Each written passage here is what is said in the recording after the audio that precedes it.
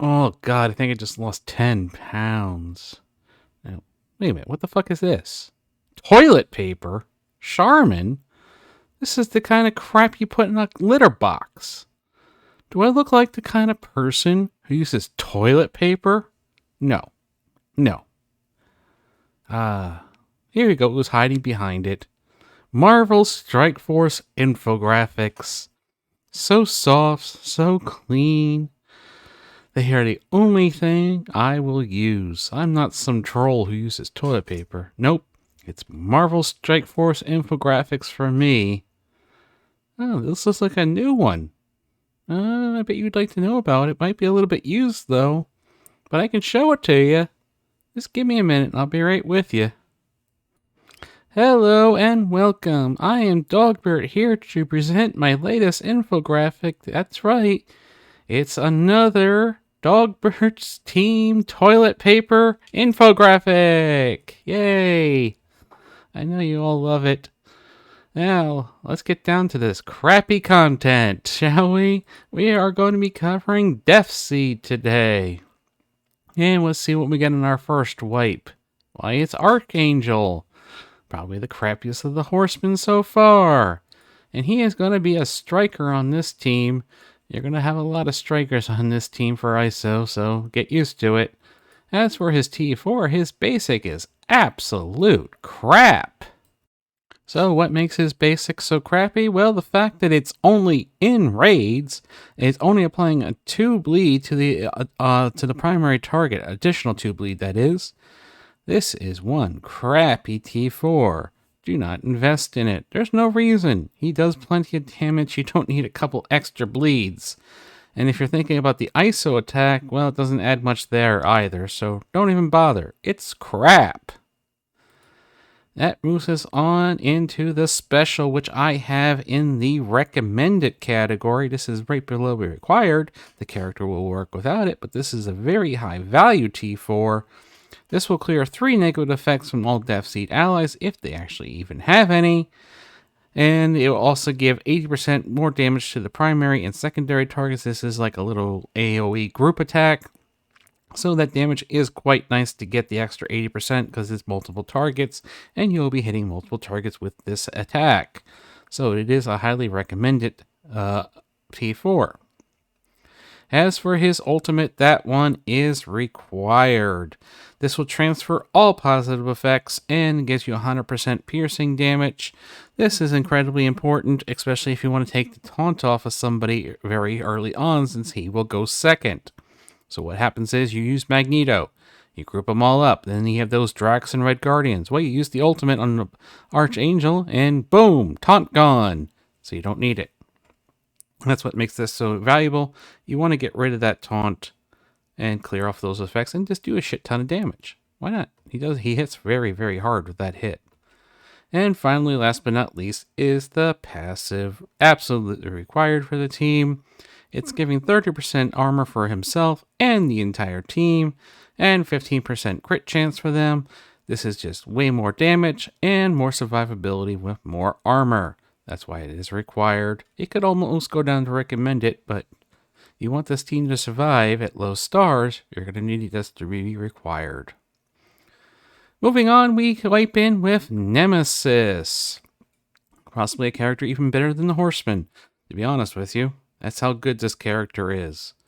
And of course, his ISO is Striker once again. Everything he does is health-based percent steal.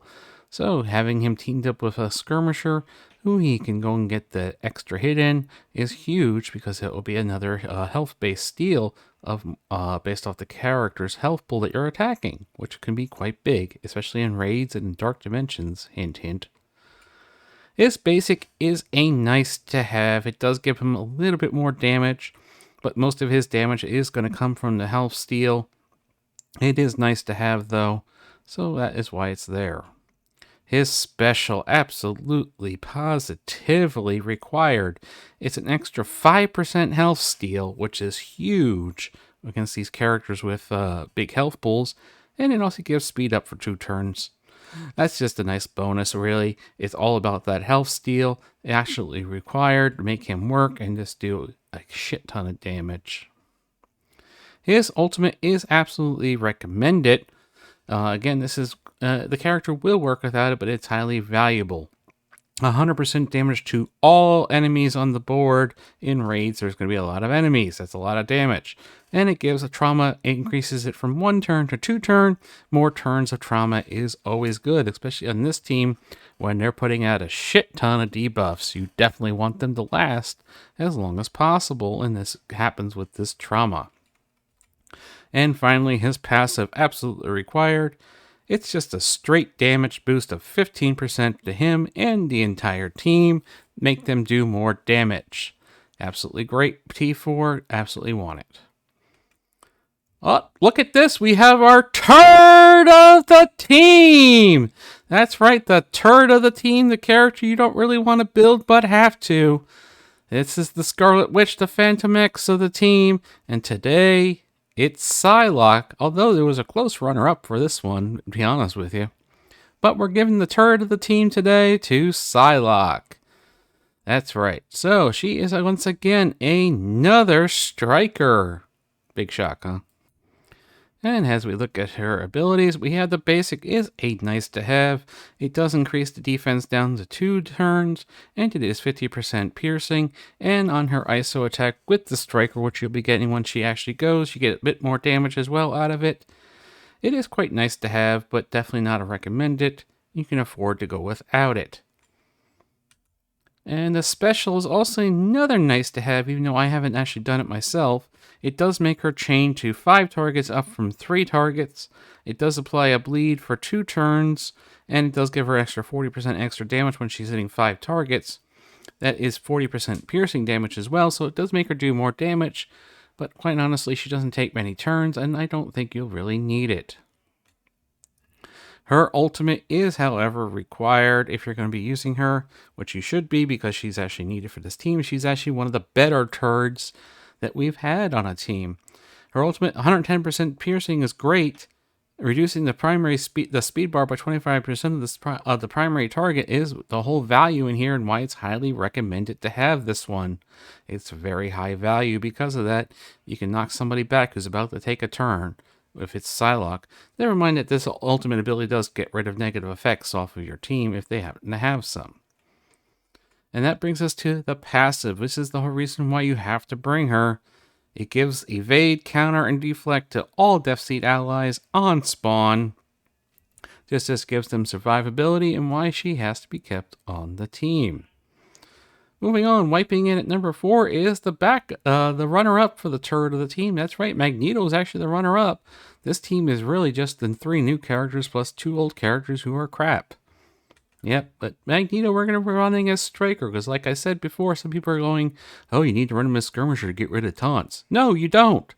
You hit him first. Archangel goes. Use the ultimate on Archangel. It gets rid of the taunt. If you're not doing that, you're doing something wrong. You're not playing it right, or you didn't save your cooldowns. So there's no need to actually put Skirmisher on him. You can just use Striker.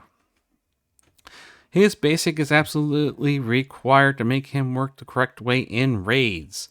This is how you get him to extend the debuffs, which you absolutely want to do. Of course, this will only happen if he has 3 or more Deathseed allies, and then he'll prolong the negative effects by 1 on each target that he hits. So keep that in mind, that basic is absolutely required to make him work that way.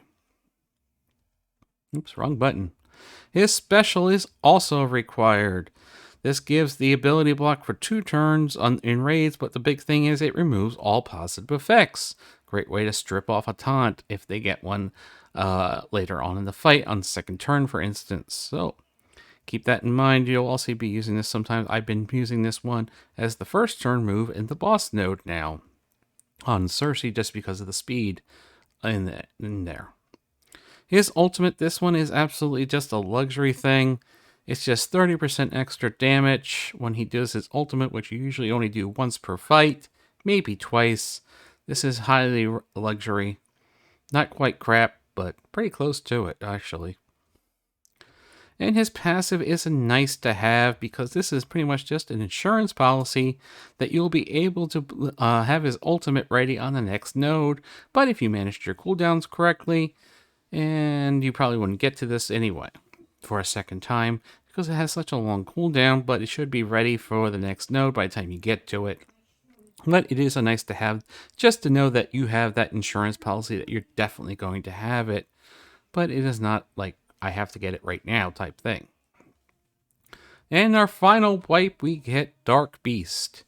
Now, this is the only skirmisher of the team. He will assist each of the other Deathseed allies he has with him on every time they take a turn, making him do incredible amount of damage since he's also applying bleeds, offense down, ability block, heal block, sorry, not ability block, whenever they go and he assists. So, his basic is absolutely required because of this. Now, his basic does give offense down and heal block for 2 turns, plus it gives extra damage. And he's going to be using this a lot. It increases his ISO as well. Now we're getting into a bit more controversy, which I'll wait to explain. His special is also required. You might be thinking, what the fuck, Dogbert? Why is this required? It's only 2 regeneration for 2 turns to all allies, only in raids. Well, the whole reason is because of the next, because that was also the clone. As you're going to see, we are going to be requiring all of them on Dark Beast because he does do a clone. When you have a clone, you need to T4 everything because that means the clone gets all their T4s on everything. So it doesn't even matter what the ultimate and passive do, although they are very valuable. I'll talk about the ultimate quickly. The ultimate gives more damage and applies ability block for 2 turns. You'll be using it a lot, so you definitely want to get 2 turns of ability block. And last but not least is his passive, which flips positive effects. In raids, has a 50% chance of applying blind, and it also is a guaranteed positive effect to flip on the character with the highest speed in the you're facing. So it's an incredible passive that you definitely have to be required. If I was to build Dark Beast up and I only had a few T4s, I would start with the passive, then I would go to the basic, then the ultimate, and finally the special would be last. But they all are required for Dark Beast because of that cloning in raids.